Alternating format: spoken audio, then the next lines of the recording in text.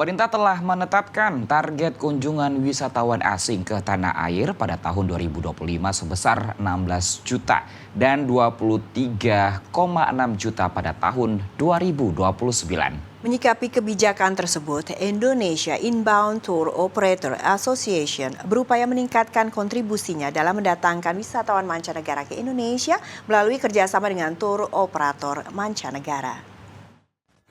Kebijakan pemerintah yang menargetkan kunjungan wisatawan mancanegara ke Indonesia sebesar 16 juta wisman di tahun 2025 dan 23,6 wisman di tahun 2029 mendatang disikapi sejumlah asosiasi operator tur seperti yang dilakukan oleh Indonesia Inbound Tour Operator Association (IINTOA) yang terus gencar melakukan upaya mendatangkan sebanyak-banyaknya wisatawan asing masuk ke Indonesia dengan berbagai cara. Salah satu yang dilakukan adalah dengan melakukan kerjasama dengan operator tur mancanegara asal wisatawan asing seperti Thailand, Vietnam, dan India, serta ke depan untuk wilayah Eropa dan Amerika.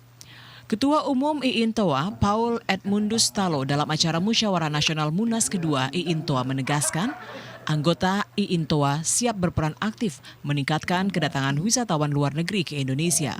Dan tahun lalu 30 hingga 40% wisatawan asing yang datang adalah hasil dari pekerjaan anggota IINTOA.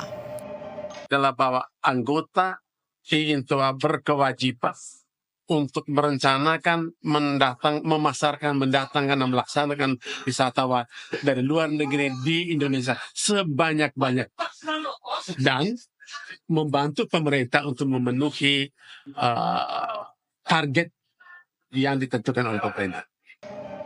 Sementara itu, Direktur Utama Badan Pelaksana Otorita Borobudur Agustin Perangin-Angin menilai Munas IINTOA di Yogyakarta menjadi penghargaan tersendiri bagi Yogyakarta yang memiliki banyak potensi wisata, baik itu budaya maupun alam untuk dipasarkan ke dunia internasional.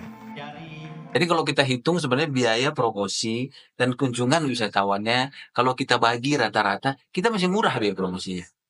Artinya, untuk mendatangkan orang ke Indonesia itu tidak serumit tetangga.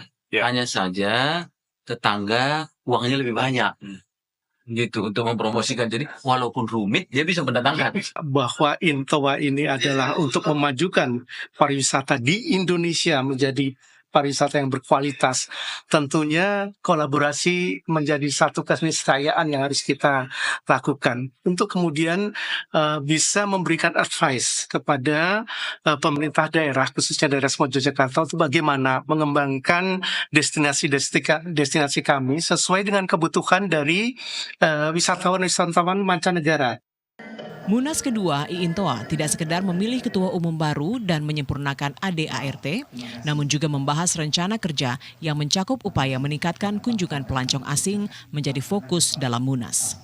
Demikian Agung Nugroho dan Arif Heriawan, TVRI Yogyakarta, melaporkan.